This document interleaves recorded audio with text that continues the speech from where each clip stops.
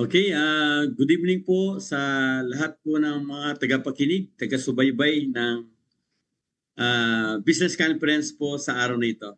So nice po namin kayong i-welcome sa Academy for Creating Enterprise Business Conference 2025.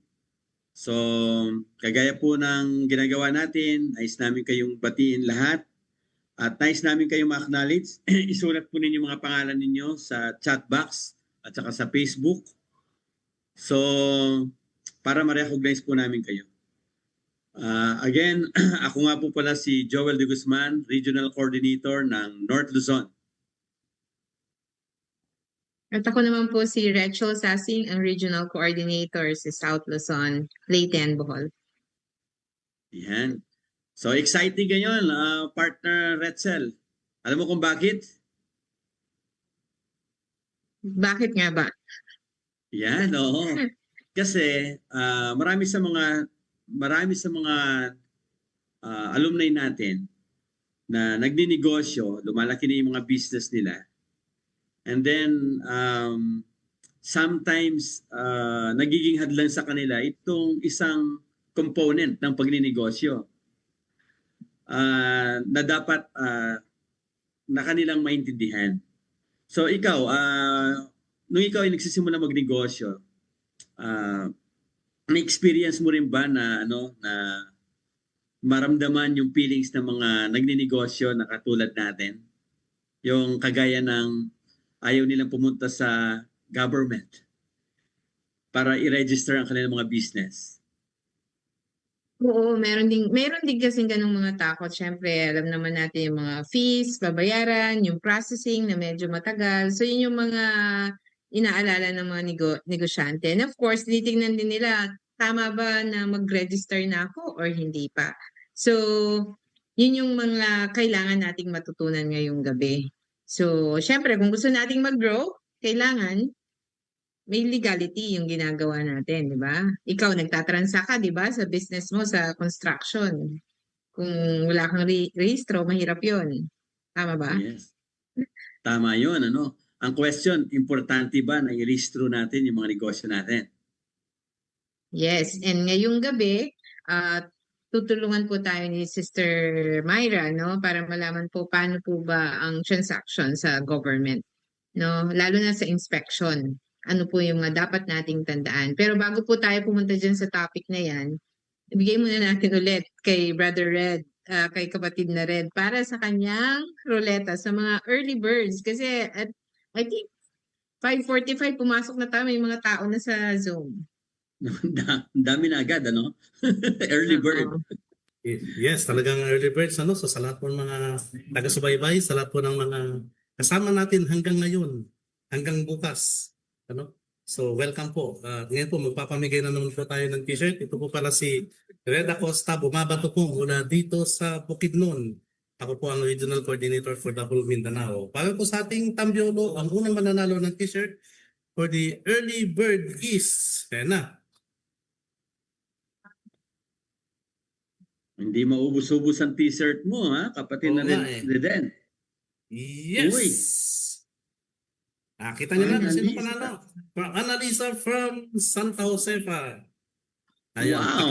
Comment na lang po yung full name ninyo, sister, and so that we would know. Alam ko po, maraming salamat sa mga nag-join ngayon and madami tayong matututunan. So take it from here, Sir Joel, Ma'am Gretz. Good evening, everyone. Okay. Thank you, kapatid na Reden. Thank you. I think ibigay na natin kung sino yung speaker natin ngayong gabi. So, pwede ba introduce muna siguro natin bago natin bigay yung oras sa kanya? Yan. Yes, introduce mo muna. Ikaw muna, Joel. Introduce mo muna. Okay. So, brothers and sisters, ang speaker natin ngayon, nice namin siyang introduce. A woman who combines deep financial expertise with an unwavering commitment to leadership and service. At the same time, she is a certified public accountant with distinguished career in both corporate finance and professional advocacy. And she earned her Master's of Business Administration at Manila University. And also, Sister Myra previously served as the Chief Financial Officers of Pampangas Best, one of the country's most beloved and enduring food brands. So siya po yung gumagawa ng tumutulong in terms of driving growth, operational excellence, and financial stability ng company. Wow. At the same time, beyond her corporate achievements, Sister Myra has been a pillar in the accounting profession. She has held several leadership roles within the Philippines Institute of Certified Public Accountants, including serving as president of various PICPA chapters, where she championed continuing professional development and ethical standards in the field. And with her unique blend of technical mastery, leadership, and dedication to empowering others through financial literacy, Sister Myra is not just a CPA. She's a true mentor and advocate for excellence. So please join me in warmly welcoming Sister Myra Balde, Certified Public Accountant. Yes, Sister Myra. Welcome. Good po. afternoon. Good afternoon po, ladies and gentlemen, brothers and sisters. Thank you for inviting me again on your occasion of dito po sa culminating activity ng ACE for this year. And I think this is my second time, no? So maraming salamat po sa tiwala. And also, thank you for the very generous introduction. Talagang nag-effort pa to prepare. Very interesting po yung topic natin this afternoon. So allow me to share with you my slides that I have prepared. Una, sabi ko yung topic parang parang medyo controversial. So let me share what I can share on the topic handling government inspections. And alam niyo po, kanina na-share, no, I used to be the president of PICPA Bulacan chapter, particularly fiscal year 2022 to 2023. And nagpagawa po ako ng ganitong poster because we will document this as CSR activity ng PICPA in our celebration of the Accountancy Week, which will start on Sunday. So this is like our day zero, the pre-opening activity. So nakakatuwa po, maganda po yung timing, ano. And currently, I'm also serving as the chair of the CSR of PICPA Central Luzon Region. So sabi ko, ang ganda nitong advocacy natin sa ACE, and aligned also with the advocacy of PICPA to help our businesses. Yan. Okay, so sabi ko nga kung makapag-login nga yung mga taga-PICPA, pero sabi ko parang exclusive yata ito sa ACE. Yan. So let's now start. But allow me to share with you the mandates para maintindihan natin na yung government inspections, may mandato po ang gobyerno sa pag-inspect nitong mga agencies na ito na nakikita po natin yung logo. Kung naiintindihan niyo po lang ang logo, could you please identify by typing on the chat box ano po yung mga nakikita niyong logo dyan o mga identify niyo that you can relate to dito po sa ating screen. Yan, pakitype lang po sa chat box as I share with you the following mandates para alam naman natin na hindi naman colorum o kaya talagang authorized sila to inspect, to do the inspection. Yan, tingnan nga po natin, meron po bang mga nagtatype na?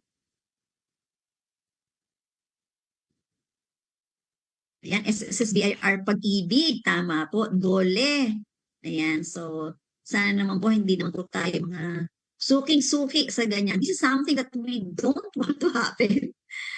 Pero, if we do, I hope our webinar tonight will be helpful. Yan. So, unahin na natin dito si BIR. Ano ba ang kanyang legal basis? Siyempre, si BIR, pag ganyan, ang legal when we talk about BIR, meron tayong tinatawag na National Internal Revenue Code, NIRC of 1997 as amended. So meron siyang isang libro at maaari din nating i-google yan, ano ba ang laman yan. So insofar as the government inspection or inspection ni BIR, ang mandato niya nagagaling po doon sa NIRC. Okay. Particularly in examining the books and issuance and letters of LOA, nasa Section 5 and 6 po yan ng NIRC. Pagdating naman po sa inspection of inventory disposal and deductible expenses, may RMO, okay? And the tax mapping, later on, I'll be sharing with you some tips. Yan. Tax mapping program or yung tax compliance verification drive. Yan. So, further, ito po yung mga detalye pagdating po sa letter of authority ni BIR. Ito po yung mga provisions, There's, as mentioned, Section 6. Sa Section 6, sinasabi dyan, yung BIR Commissioner has the authority to examine any taxpayer's records, taxpayer, whether small or big, maaari tayong ma-examine, pero according to priority. So, kung hindi pa kayo nasusulatan, magpasalamat tayo. Yan. So, ito po, dinidelegate syempre ni BIR Commissioner to the Regional Director or to the Revenue District Officer, RDO, para mag-issue ng LOA. So, meron ding Section 13. Ito, tandaan po natin. Yun lang pong duly authorized LOA ang maaaring maging basis for the audit and the assessment. Kung hindi LOA, hindi po valid yung assessment. Okay po. Kung LOA siya nagsimula at nanganak na, then it's still an LOA at valid po yung assessment. Later on, we will discuss more about it. There's also Revenue Memorandum Order na ang sinasabi po dyan, yung mga officers lang na nandoon sa letter ng LOA, sila lang yung authorized to perform the audit. So pag may pupunta po sa inyo, huwag naman sana, hingan nyo po ng ID, compare nyo doon sa sulat na may nadala-dala nila or sulat na na-receive nyo. Yan. Kung sila ba talaga yung officers na nandoon sa LOA. Okay? Kapag sinabi na, I'm replacing revenue officer, ganyan. So, hindi po pwede yon. Kailangan po, merong bagong LOA. Yan.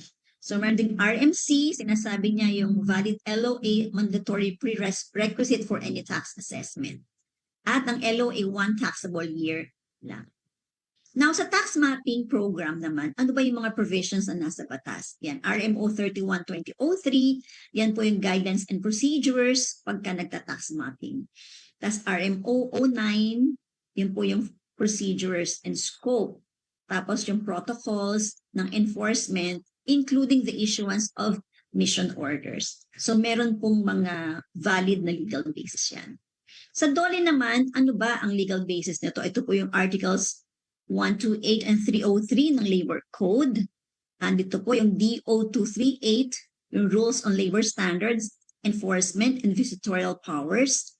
Ano po ba yung authority to inspect? Kailangan supported siya ng written order. Pag walang sulat, kahit may ID sila ng DOLE, hindi po sila dapat i-entertain. At yung mga types of visits, technical and advisory visit, labor inspection, OSH investigation.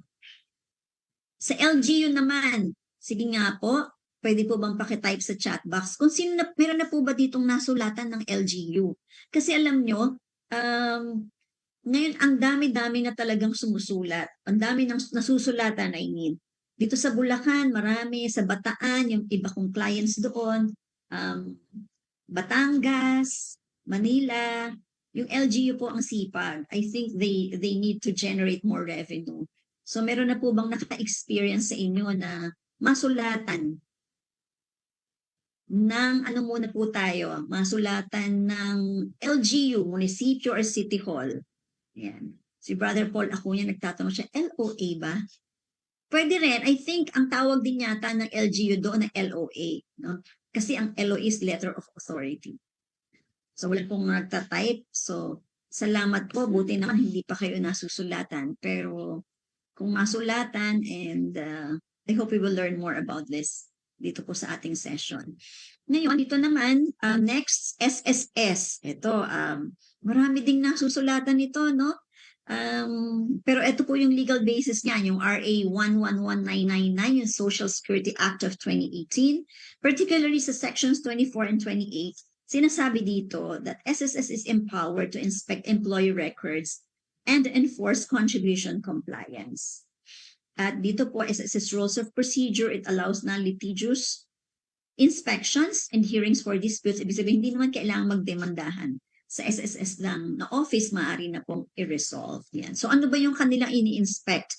Contributions, loan deductions, employee coverage. Kung tama po ba or nag-remit po ba tayo ng tamang contributions.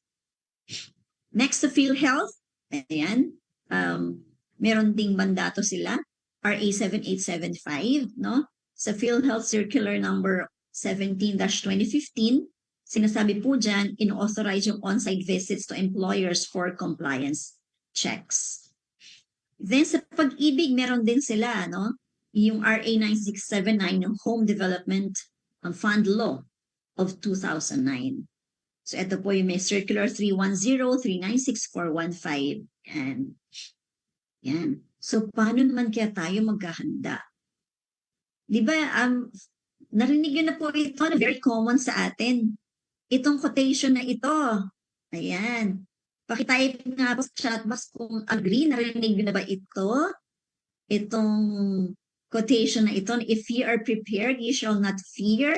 Pwede po bang pakitype? Agree. Thank you po, Brother Roel Garcia ng Imus chapter. Kasi diba, kapag handa tayo, ay, Sister Fe Makaspa, kumusta ka na? Yan, Brother Red. Thank you po sa mga respond. Diba, kapag handa tayo, hindi tayo dapat matakot. Pero paano ba tayo maghahanda? Okay? Ito pa isa. It's better to prepare than to repair. Naku, alam niyo po ba? Meron pong mga lumalapit sa akin na repair time na. Kumbaga, marami ng sugat, no? Ang hirap na rin pong i-remedy. Mahirap, I cannot say na walang penalty. Siyempre, sasabihin ko po, naku po, may penalty po yan. Kunyari sa BIR, marami po siyang open cases, ganyan. Kasi nag-open siya ng business, sabi, hindi naman ako nag-operate. Naku, tapos way back pa yon, say 2000, year 2000, tapos siguro nakalimutan niya. Ngayon mag-o-open siya ng bagong business. Pagpunta sa BIR, ay ang dami pala niyang open cases. Sabi niya, ay, nag-register nga pala ako ng business way back year 2000. Ngayon, anong year na po? 2025. So for 25 years, hindi po nakapag-file kasi hindi naman nag-operate.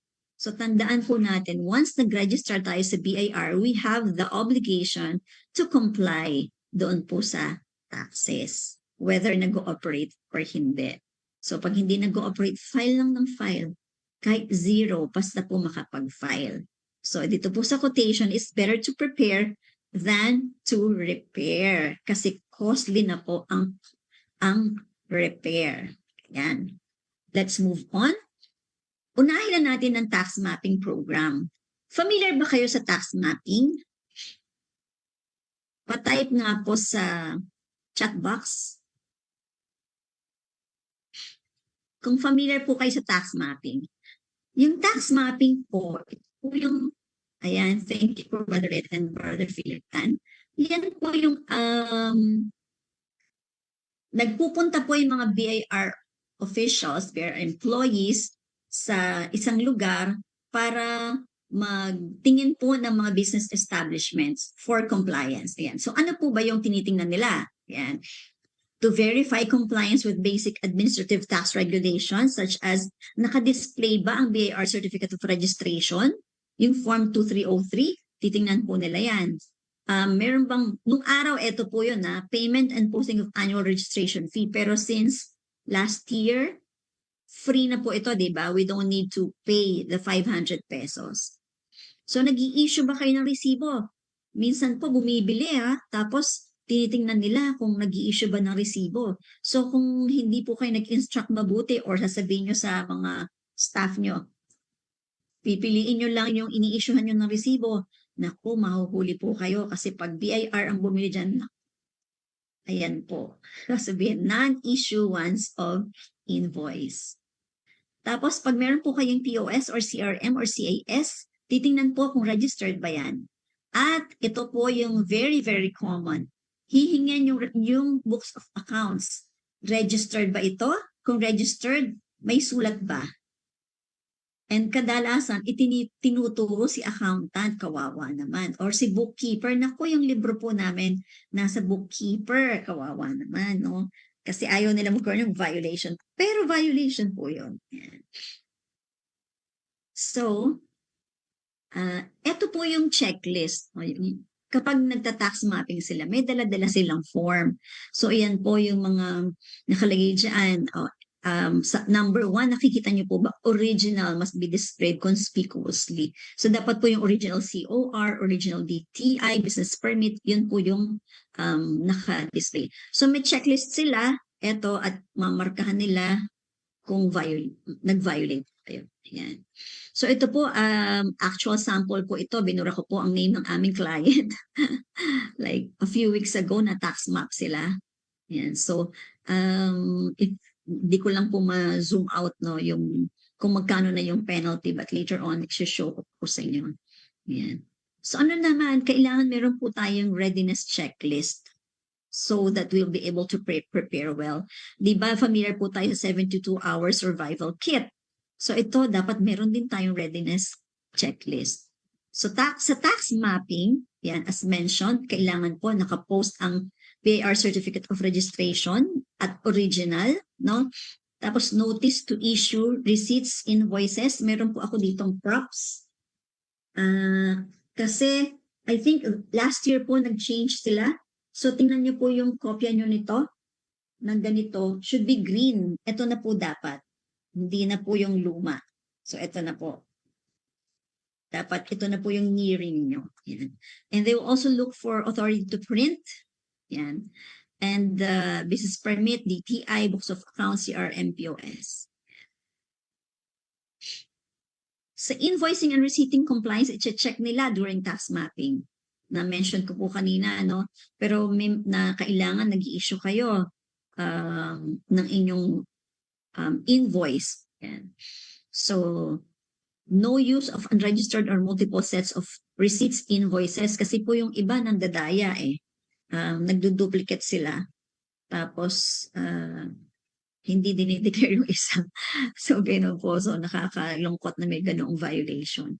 Sa CRM or POS, CAS, kailangan po registered, may sticker po. Okay? Yan. Sa bookkeeping and documentation naman, kailangan po may sulat yung ating registered books of accounts. Ito pong 6 na libro ay para sa VAT-registered businesses.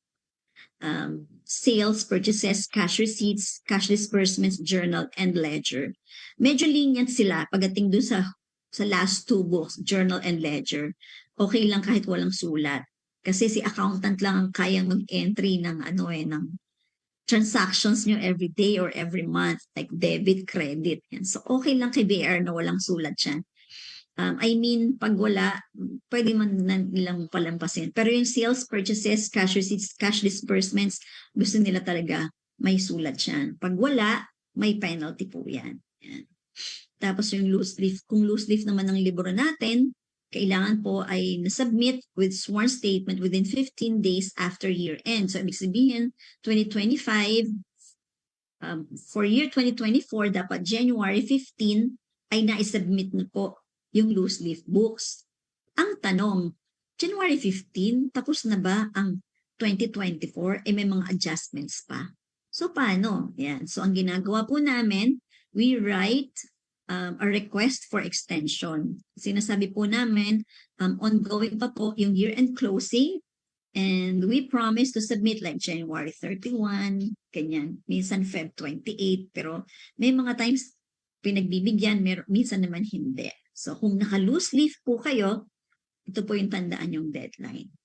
At kailangan po, ayan preserved, intact, and accessible during inspection. Hindi po na kay accountant.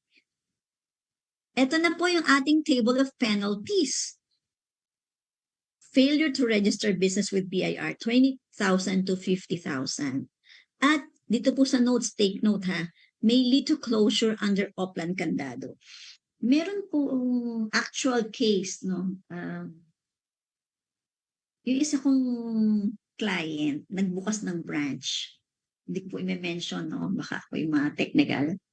Meron siyang main, pero nagbukas ng branch. Unfortunately, soft opening eh. Pero kahit po soft opening yan, ka-open na. So, nakakita po ng violation. So, may penalty. Kasi dapat bago ka talaga mag-umpisa ng negosyo mo, nakarehistro ka na sa BIR kahit branch lang yan.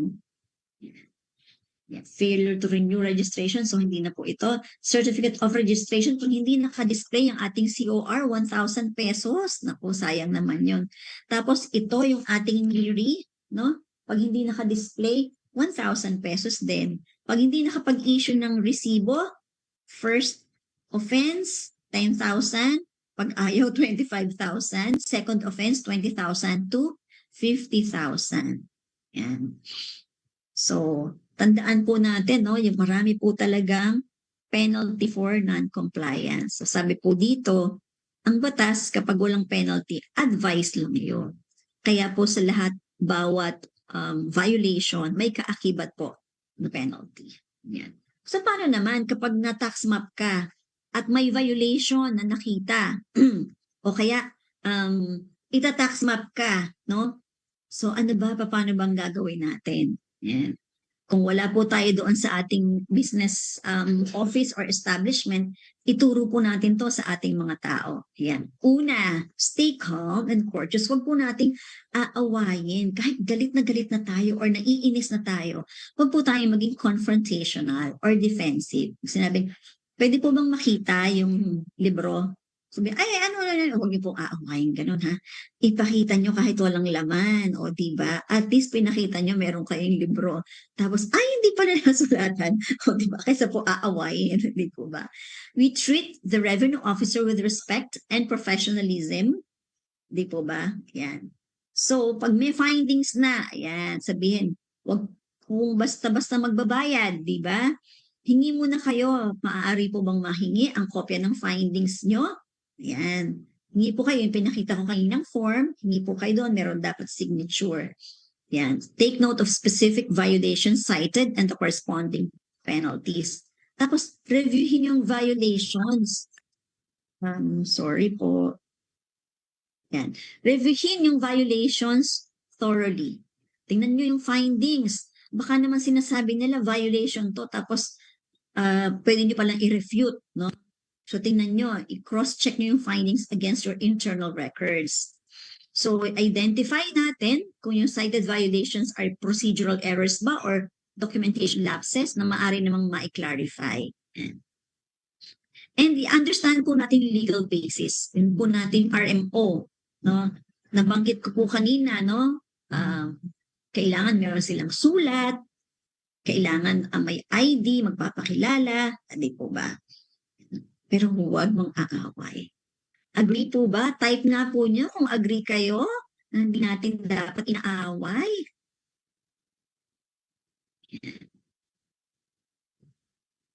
Tapos, eto na po.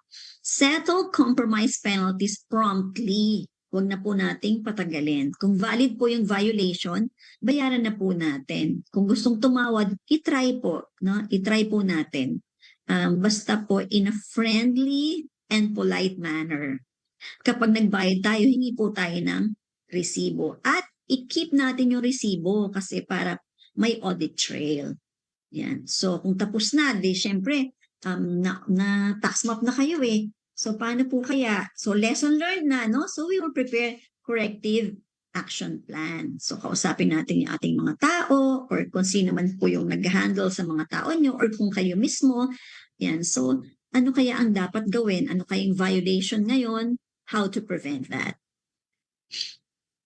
At conduct po tayong internal training. Brief po natin yung ating staff kung paano magresibo. Kasi hindi naman po pwedeng idahilan, di po kasi ako marunong magresibo, di ba? Ignorance of the law excuses no one. Yan. So, i-brief po natin ating mga tao kung paano magresibo, mag-document. Yan. at saka yung decorum during inspections. Baka nag-hyperventilate na pala o kaya nagsusupladayan. So kasama po yun sa internal training. And we use that incident as a learning opportunity to reinforce compliance culture. Tapos yung ating inspection kit, no, i-update nyo.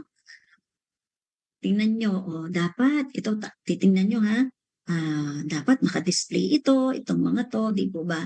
So alam niyo po, share ko lang no, meron po akong habit every time pupunta ako sa restaurant or any business establishment, titingin na po talaga ako sa wall kung naka-display ba itong mga ito.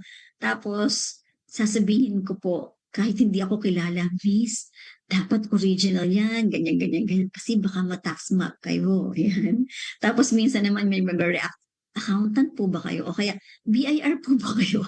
Hindi, sinasabi ko lang na ito po, dapat ito yung naka-display. Yan.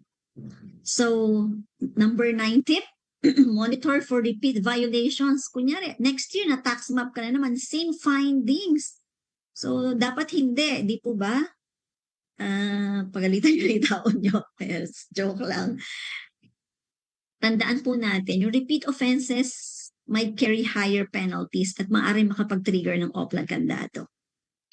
And seek professional advice. Kung meron po kayong accountant or consultant, tawagan nyo, no? Sabihin nyo, tax map kami.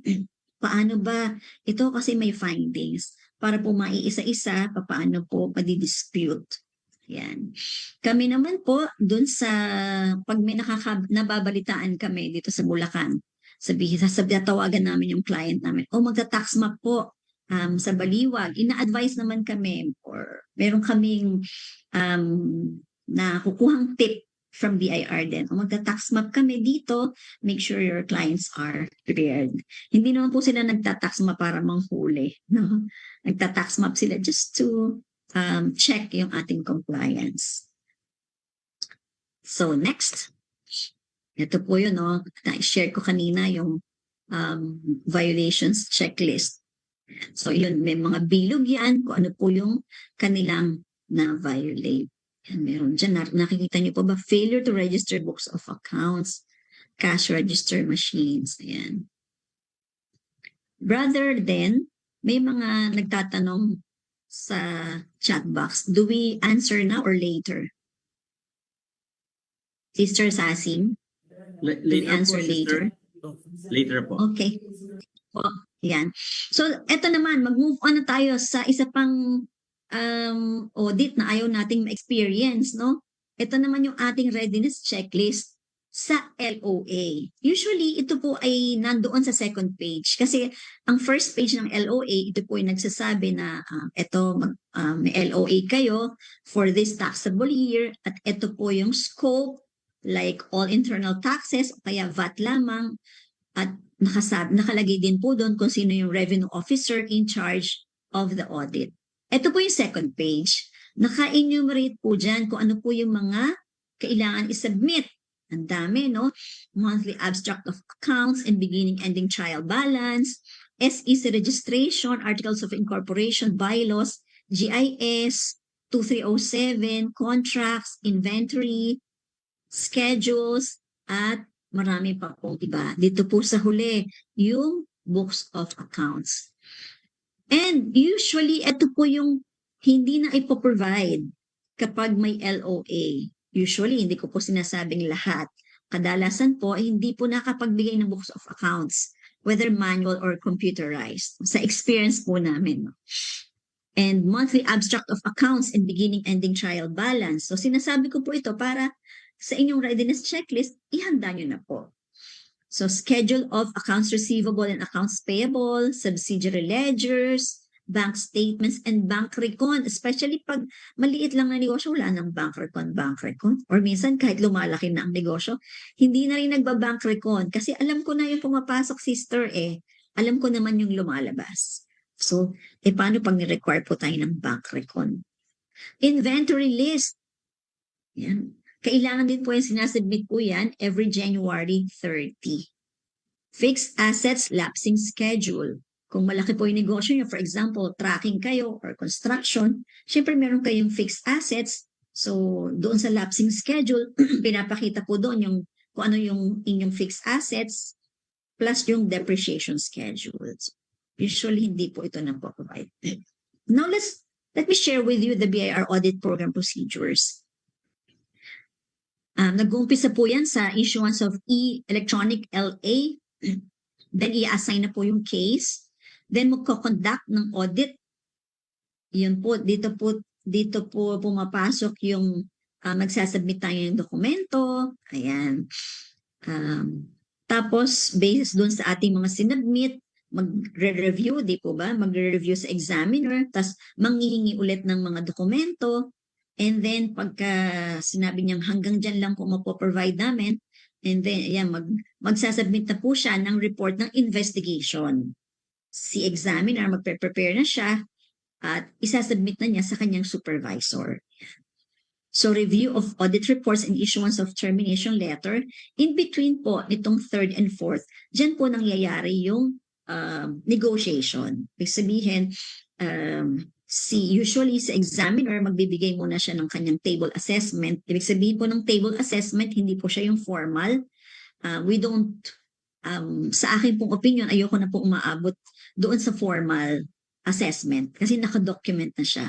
As much as possible, kapag negotiate na before that formal assessment para po makatawad pa. So ito po yung magsasubmit tayo ng report, magsasubmit tayo ng schedules na nire-require, tapos magbibigay po siya ng assessment niya, na table assessment, and then i-review, no? And sabihin natin, meron po akong schedule nito.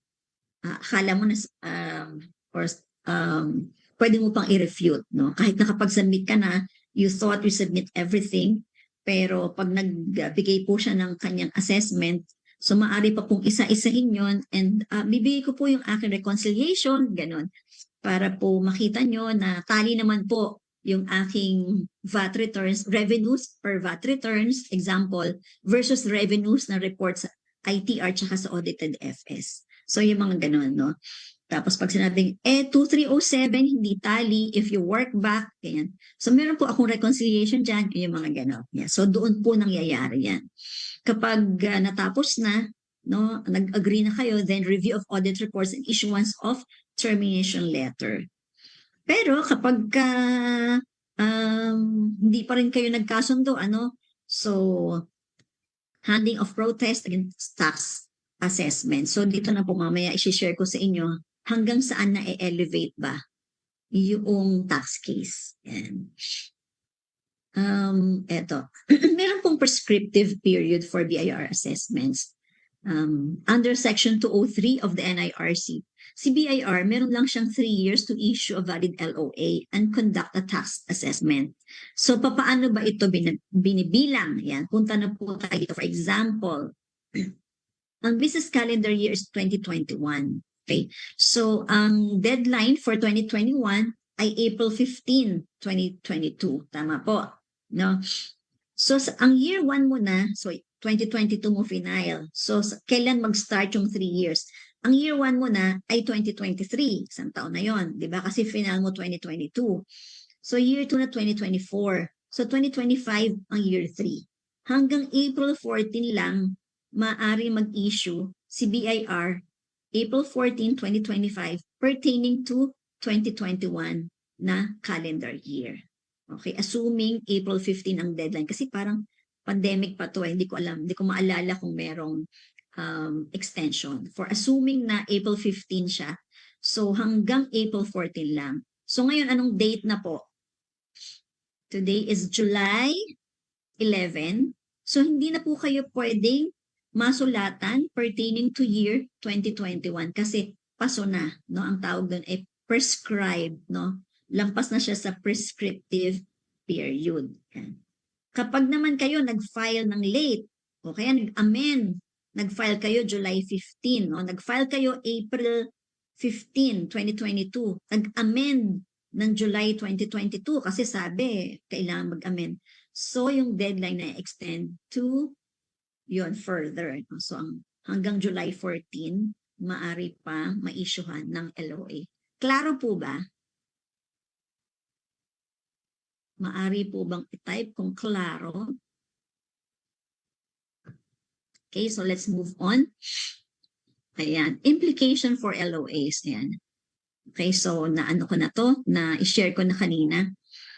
Any LOA issued after the 3-year window is invalid unless the 10-year exception applies. Ano naman yon? Yung exception sa 3-year rule ay kapag ang taxpayer hindi ka talaga nag-file ng return. Wala kang pwedeng ipagmalaki na 3 years kasi hindi ka nag-file, di po ba? Or nag-file ka pero may false or fraudulent with the intent to evade tax. So, pag yun, due to fraud, tax fraud, so maaring hanggang 10 years yung kanilang rule na prescription. So eto, na-i-share ko kanina, no, let me emphasize, a letter of authority, ayan, isa-serve siya within 30 days from the date and carries a request for documentation. So ibig sabihin, pag wala siyang page 2, huwag niyo muna pong tanggapin ang LOA na sulat. May technicality doon. Tapos, dapat i-cover niya isang taxable year lang. So mahalaga pong malaman nyo to para pag nag-receive, huwag lang po kayong receive ng receive. So, sabihan nyo rin po yung tao ninyo. Yan.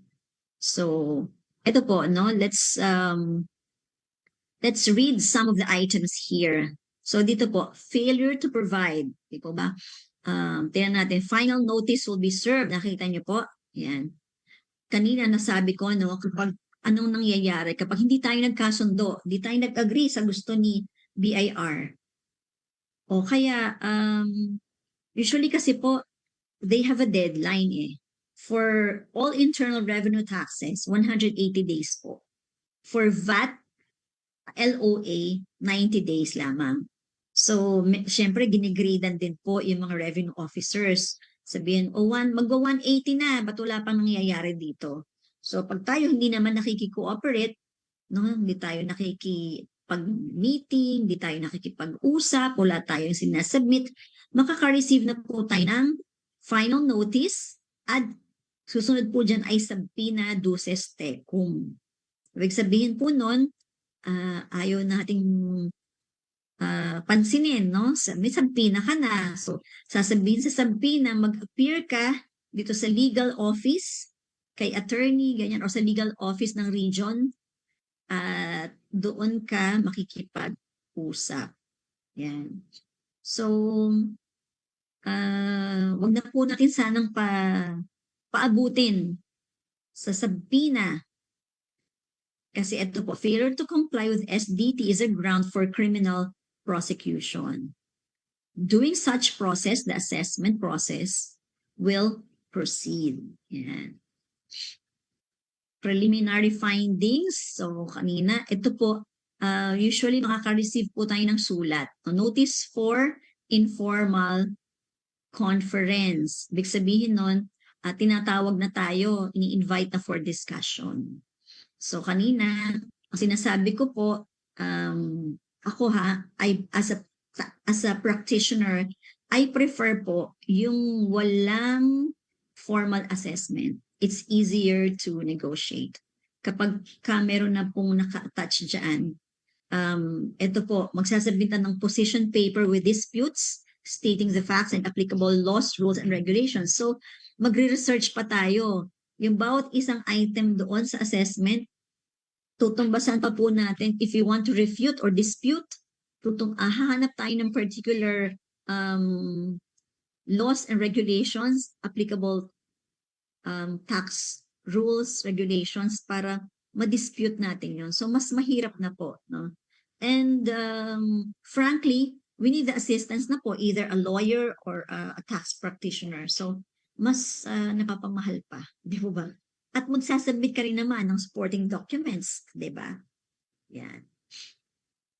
So, ang mahalaga po kapag may LOA, palagi po tayong nakikipag-usap para hindi naman isipin ng ghost tayo. Ayan. So, meron din pong tinatawag na preliminary assessment notice. Ito po yung bago mag-final, no? May PAN tapos may FAN. Yan. Pag naka-receive tayo ng PAN, maaari tayong mag-protest 15 days from receipt. So, ibig sabihin, yun nga po, kailangan talagang formal letter na. Meron ng applicable laws, rules, and regulations. At meron pang supporting documents. Mapapamahal na po tayo kasi maghihingi pa tayo ng assistance sa paggawa ng reply. So, ito na yung FAN. Ayan. Pagka po hindi pa tayo nag-comply sa FAN kasi ayaw natin, hindi natin kaya, yan, at si BIR hindi tayo nagkasundo. So, mauwi na po yan sa formal letter of demand. Nandoon na, magkano na yung papabayad sa atin. Yan. So, maaari naman tayong mag-protest, pero 30 days ang binibigay sa atin para makapag-protest. This point, kung gusto natin makapag-compromise, so 40% of the basic tax due or 10% due to financial incapacity. Or sabihin nyo, nagsara na po kasi or magsasara na po kami or wala na kaming pambayad. So, you offer a compromise of 10% of the basic tax. Ibig sabihin nun, hindi po kasama ang penalty and interest doon sa 10%. Yan. So, based on the protest, maaring i-grant niya or i-deny through a formal communication. So, kung umabot naman tayo sa Court of Tax Appeals, no? So, maaari tayong mag-file 30 days from receipt of FDDA or PCL. Dapat meron ka ng legal counsel kasi korte na to eh. Diba? Hindi na yan kaya ng powers namin na mga accountants. Pero hindi kami mag-assist, pero kailangan meron na mag-represent sa inyo. Magbabayad pa kayo ng filing fee. Ayan. Pero ito pala, CTA may opt to appoint an independent CPA, pero ako yung nag-appear sa CTA. Sorry, ayan. Okay. If TP loses the case, he may file a motion for reconsideration with the CTA and bank within 15 days from receipt thereof. So gusto pa ba natin na umabot dyan hanggang Supreme Court? Ayan, mga kapatid. Siyempre, ganun na ba kalaki ang ating negosyo para umabot pa tayo sa ganitong kaso? So, kaya nga po tayo nag-webinar ngayon para makapaghanda tayo, di po ba? And we will be able to handle yung inspections ng BIR. So, sa huli, finality, magbabayad pa rin naman si taxpayer. Di ba? In full, the entire assessment or apply for compromise. So, kumbaga, umabot ka sa korte, magbabayad ka pa rin ng kanilang assessment. Okay? So, ito po yung tips for handling tax mapping with, tips for handling LOA, okay? Verify the LOA's validity, no? Sinabi ko na po sa inyo, yung validity hanggang 3 years lang, kaya dapat po maging maingat tayo sa pag-receive. Tapos tama ba yung pangalan nyo at PIN na nasusulat? O ba? Kasi minsan mag-i-issue sila ng sulat pero hindi pala, kumbaga, yung maliit na business lumaki, nag-incorporate na. So ang sinusulatan, nakalagay doon pangalan ng corporation, pero TIN ng sole. So huwag niyo pong tatanggapin. So magkaiba kasi, di ba? Tapos, ayan po, name ng authorized RO, tsaka signature, dapat may pirma. So, ensure it's served within the 3-year prescriptive period or 10 years for fraud cases. Reviewin po natin yung scope and requirements. Ano po ba yung under audit? Diba? Sabi ko po kanina, merong audit na all internal revenue taxes. Meron naman pong pang VAT lamang. Yan. Pag all internal revenue taxes, it covers income tax, withholding tax, VAT and all other taxes. Pag VAT, VAT lamang. And usually, ang VAT sa region. Ayan. LOAs typically apply to one taxable year only. Okay? I-prepare po yung dokumento. Ayan. Yung pong books of accounts, tax returns, invoices, summary list of sales and purchases, payroll, 2307. Ayan. Tapos mag-conduct ng internal review. This is what we usually do. Sinasabi po namin sa client, reviewin muna namin, no? I-assess muna namin. Especially kung hindi kami yung nag-handle the whole year tapos lalapit sa amin for LOA. Sabihin ko, let me do the internal assessment muna. So kapag ka nag-assess si BIR, alam natin kung acceptable ba yung kanyang assessment. Yan. So we do reconciliation, titingnan yung discrepancies, tapos i-prepare yung mga explanation. It's important to respond promptly and professionally. So kanina sa tax mapping, sabi ko, di ba, wag nating tatarayan at susupladahan. So dito din po, no, we respond promptly and professionally. Promptly kasi meron lang sila 180 days eh. Hindi natin papaabutin sa 180 kasi ang 180 hanggang closure na yon. So kailangan po mag-submit tayo, makikipag-usap. Ayan. At we keep the copies of all submission. Then know your rights. Yan. Kaya nga po pinag-aaralan natin to para alam nyo, no? So you have the right to verify the LOA's authenticity. Pag sinabihan na, chinecheck nyo pa, opo, sasabihin sa atin ni BIR, bakit chinecheck nyo pa? Tama naman yan, yung LOA letter. Di po sir, we just want to check po kasi nag-aral po kami, di ba? May seminar po ako na-attendan, kailangan po pala i-check muna namin. Okay? Huwag tayong suplada, we have to be polite. Yan. At mag-designate tayo ng compliance officer internally sa mga tao natin or tayo mismo or kung hindi carry ng powers natin. So makipag-usap tayo sa ating accountant or mag-engage tayo ng tax consultant or abogado kung carry po nyo. Kung ganun nakalaki. Then document the entire process. Ako po, nagkikip talaga, no, ninonote talaga namin kailan ba yung meeting, submission, kasi baka sabihin, usually kasi si examiner, sinasabi niya hindi nakikipag-usap, pero nakikipag-usap naman. Para meron po tayong proof na nakikipag-communicate tayo. Okay? Yeah. This audit trail is crucial for disputes or future audits. Then, seek expert assistance. Mag-engage po tayo ng CPA or tax lawyer. At saka po yung mga position paper kung may discrepancies at kailangan nyo ng tulong. Of course, learn and improve, di po ba? Use this as a learning opportunity. Update po natin internal controls and record-keeping practices. Mag-conduct po tayo ng post-audit review. Yan. So, okay lang po ba pasadahan natin sa DOLE? Meron din po akong, pinrepare na readiness checklist sa DOLE. Si DOLE, meron po din akong mga clients na sukin-suki ng DOLE, no? Tinitingnan po nila, so dapat, ito po yung checklist natin, yung profile, org chart, employment contracts, company handbook, yan, strict sila dyan, 13th month pay kasi nagbayad ba kayo, payslip, yan. So yung payroll records, tapos OSH program, no? Familiar naman po kayo dito, no? Although not all establishments binibisita, pero kailangan po meron tayong OSH at saka DOLE reported safety officer. Employee list with positions, training certificates, visitor log. Ayan. Sa pagdating naman po sa LGU, ano naman yung checklist natin? Siyempre, dapat updated yung ating business permit. Every year, di po ba nire-renew natin to? And yung sanitary permit and health certificates. Meron po kasing mga establishments na kailangan merong health certificate yung mga tao, particularly pag nasa food or feed business kayo, di ba? Fire safety inspection certificate, barangay clearance, business location sketch and floor plan, waste disposal documentation, kung applicable po sa atin, compliance with zoning, signage, and logbook of transactions. At ito po, note po natin yung nasa baba. Meron po kasi kami recent experience sa iba naming clients, no? Meron mga LGU nagre-require sila ng post-audit.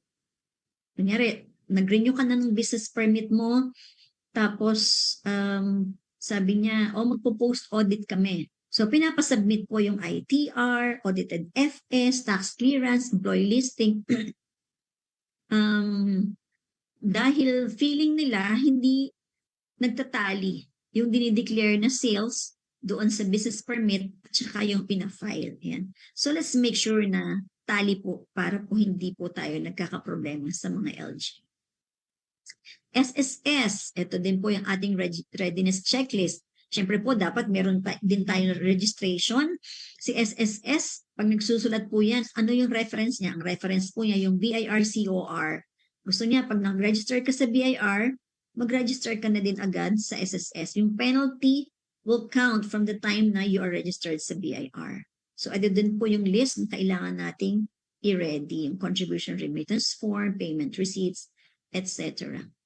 So, PhilHealth, yan. So, ito po, PhilHealth Employer Data Record, PIN, RF1 report, contribution, payments. Sa Pag-ibig, yan. Si Pag-ibig, nagka-count siya. Pag sinulatan tayo, have not registered, ganyan. Ika-count naman yan from the time na nag-register ka sa SSS. Yun, so, mag-impose na siya ng penalty kung hindi. So, ito po yung ating mga readiness checklist. Yan. So, let's run through some quick valuable tips. So, na-mention ko po kanina, mag-designate ng compliance lead, mag-maintain an inspection kit, mag-conduct ng mock inspections, mag-update po ng ating records, particularly yung books of accounts natin, yung mga tax filings, yung registration natin, tsaka yung mga contributions natin. Know your rights and scope. I hope na marami po tayong natutuhan in terms of your rights and the mandates and the scope ng inspection ng mga government agencies na ito. Verify yung credentials, na-mention ko kanina. Limit access to authorized areas, di po ba? Pag may inspector, make sure na i-escort nyo sila. Okay? Huwag nyo silang hayaan na pupunta lang kung saan-saan. No? Usually, what we do, pag may inspector, dinadala po namin sa office. No? Kapag nandyan sila, hindi namin sasamahan. O taran po dun sa planta. O taran po sa aming kitchen. Hindi po. No? They are there to inspect, so maaari na pong i-welcome sila sa office or doon sa inyong area, no? Na mas komportable kayong makipag-usap sa kanya. Keep sensitive areas secure unless legally required, unless FDA yan, di ba? So gusto nilang makita yung inyong work area. Okay, so pwede. Pero still, they cannot just go there. Maghihingi pa rin sila ng permiso ninyo. Ayan. Huwag po tayo mag-overspeculate or over-explain. Less talks, less mistakes. Ayan. If unsure, sabihin, verify ko po. Wala po kasi si ma'am, wala po kasi si boss. Or tanong ko po sa consultant namin, sa tax consultant o sa accountant namin. Ayan. At magsusulat po tayo. And requests for a closing conference. So pag may inspection report, i-review. Tapos na-mention ko kanya, remedy violations promptly, communicate internally, preserve lahat ng records, and follow up professionally. So let me share this quotation. If you are prepared, you shall not fear. Di po ba? Yung preparation, ito po yung powerful reminder that readiness, whether in faith, governance, or daily life, can replace fear with confidence. And the cost of compliance is an investment. Huwag po natin isipin, mahal naman kasi na ako na lang mag-bookkeep, ako na lang lahat. Diba? Mahal kasi babayad sa accountant. Huwag po, investment po yan. Because the penalty of neglect is far more expensive. Yan. So, mga kapatid, dyan po nagtatapos yung aking presentation. Kung meron po kayong tanong, all questions are welcome. So I'll now stop share. Thank you po. Yan. Okay, thank you Sister Myra. Magbigay siguro tayo ng isang question, kapatid na Rachel, and then ituloy na natin kay sa ating isang speaker pa. And then kapatid na Rachel. Okay, ako na siguro po yung yung magbasa ng ng question, Sister Myra. Ang question po dito, sabi niya, how does the taxes work when someone purchase a franchise or do a partnership investment with your business? Allowed po ba mag-file ang business owner ng sariling taxes online by using e-BIR form?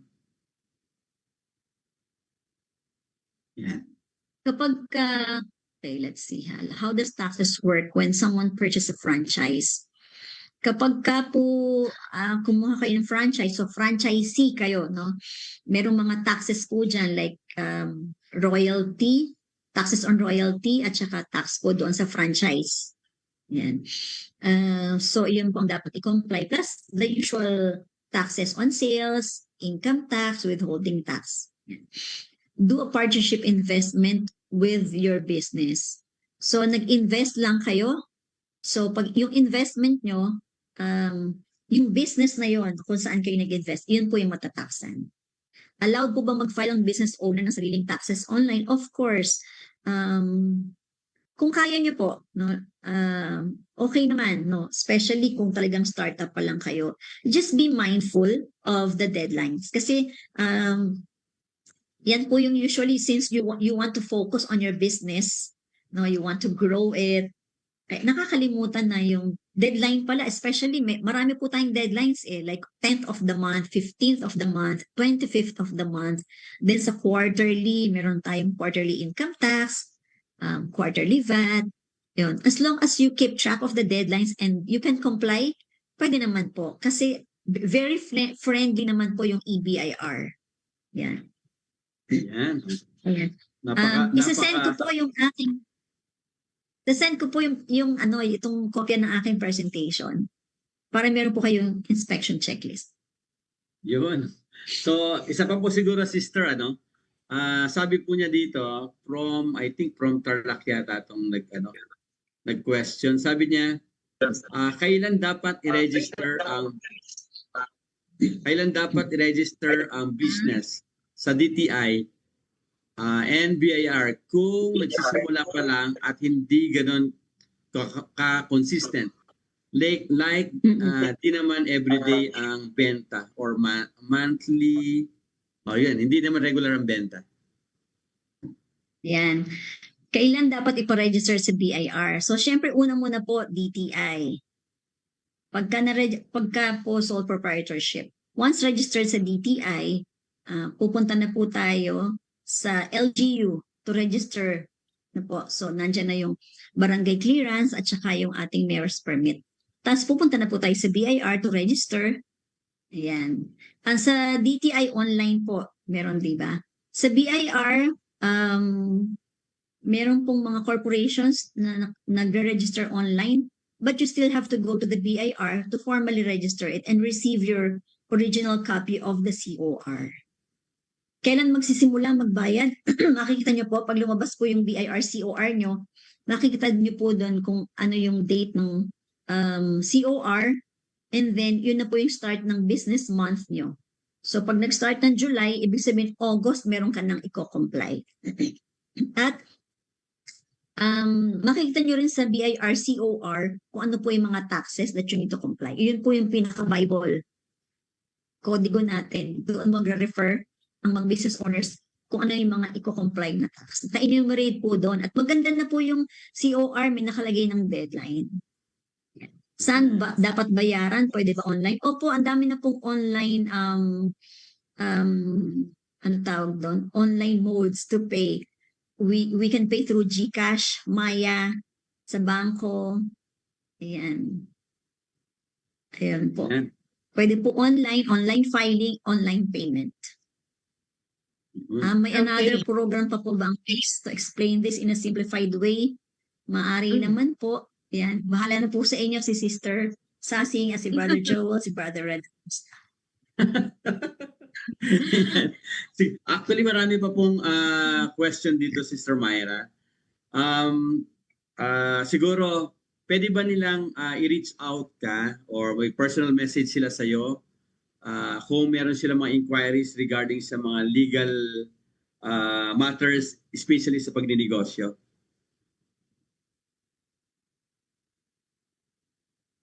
Pa-open yung mic. Nakamute Si kay Sister Sister. Myra. Opo, pwede po. Pwede po. Okay. Si Sister Andrea, kailan po dapat i-register? Pagka natapos po kayo mag-register sa DTI, I think 30 days. Within 30 days. DTI, business permit, BIR. Sige. So, meron ka pa question, partner? Let's Merong nagtatanong dito about mga online. Siguro marami po kasi ditong online seller ng Shopee and Lazada. And sabi nga nila, do they need to file SRS or sub, ano po? Kasi sole proprietorship daw po yung kinuha niya sa PA. Need pa po mag-file sa SSS yung mga online. Kapag si SSS kasi, pagka naka-register ka sa BAR, ina-expect niya mag-register ka sa SSS. Opo. Mhm. Yan po agad ang tinitingnan nila. As mentioned earlier, tumitingin sila sa date ng BAR registration to assess you for penalties kung hindi ka nag-register sa SSS. Kung isa lang empleyado nyo, okay lang po. Kailangan din po mag-register. Yun. So very clear na kapatid na Rachel, ano, yung message ni Sister Myra. At the same time, ang pinakamaganda pa dito, dahil nga limited yung time natin, sabi niya pwede daw siyang i-message sa kanyang messenger account. Tama po ba, Sister Myra? Yes po. Yan, okay. So last Yeah. word po, siguro 1 minute ano po, message ninyo sa mga tagapakinig po natin. Ayan, so aking tagubilin, mas maganda po talaga na mag-comply. Huwag po kayo manghinayang sa oras na gugugol nyo. If you want to do it on your own, it's okay. As long as you really monitor at magko-comply kayo. Pero sinasabi ko na po sa inyo sa experience po ng iba, mas nagiging costly kasi nakakalimutan na yung deadline. And you have to focus sa negosyo nyo no? So you need someone to assist you. And yung cost po ng non-compliance is much higher yung penalties than the cost of compliance. Good luck po sa inyong mga business. Thank you very much. Yun. Maraming Thank you so salamat much. po, Sister Myra. And part po ng aming is meron po kaming ibibigay na Certificate. certificate, no? Salit lang po ha. Tignan ko Oo. po yung Isa sa mga bagong tinitingnan pa ni kapatid na Rachel, isa sa mga lesson na nakita ko ngayon, kapag ikaw ay nag-open ng business, kinakailangan i-document mo siya, kukuha ka ng mga legal documents. And then kapag ikaw ay nagsara din, dapat dadaan ka rin pala doon. Tama ba, Sister Myra? Yan. Yes po. Mas mahirap pong magsara kaysa magbukas. Yun lang. Kasi kung minsan ang practice kasi nila, kapag nagbukas and then nalugi, so parang papabayaan na lang nila. So kanina yung presentation ni Sister Myra kanina, nakita natin na kinakailangan gawin mo rin yung mga legal basis kapag nagsara. Tama po ba? Opo, yes. And kahit hindi po nag-operate yung business, pag registered kayo sa BIR, you have to comply with the taxes. Tax na nandun po sa inyong COR. Yun. Okay. So, galing. Yan. Yun. Kapatid, hindi pa siya lumalabas yung ni sister. Certificate niya. Hindi ba? Hindi pa. Ganda nung sabi ni Sir Philip kanina, no? Thank you very much, Sir Mads. Sabi niya, kung gusto niyo matuto more about sa ito yung discuss sa atin ni Sir Mads, mag-enroll tayo sa Go Now. Yan, tama. Opo. So lang po to, patikim lang sa mga naghahanap ng sagot kung ipaparehistro ba nila ang kanilang negosyo. Pero of course, ina-advise po sa atin talaga na mas mag-comply po tayo sa law of the land, no? Para mas madali po ang ating mga business transaction. And we really appreciate Sister Myra. Alam kong very supportive ka sa Academy basta sa mga ganitong session, and we would like to give you again a certificate of appreciation in behalf of the Academy for Creating Enterprise. This certificate is awarded to Myra Balde for generously sharing your time, wisdom, and experience as distinguished speaker at the Academy for Creating Enterprise Philippines 2025 Business Conference. Your insight have ignited inspiration and action in our entrepreneurial community. With heartfelt gratitude, the Academy for Creating Enterprise Philippines, signed by our Program Director, Luis Philip Tan. Yan po. Marami pong salamat, Sister Myra.